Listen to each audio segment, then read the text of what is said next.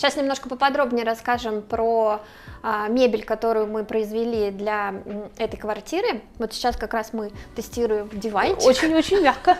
Очень удобный диван. Он раскладывается, так что здесь могут оставаться гости.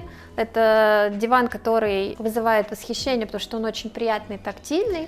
Здесь Мне рогожка кажется, используется, поэтому тактильно он очень приятный. Да. И что самое главное, когда квартира готовится под сдачу, очень важно использовать антивандальные материалы, поэтому как раз здесь и использовался такой.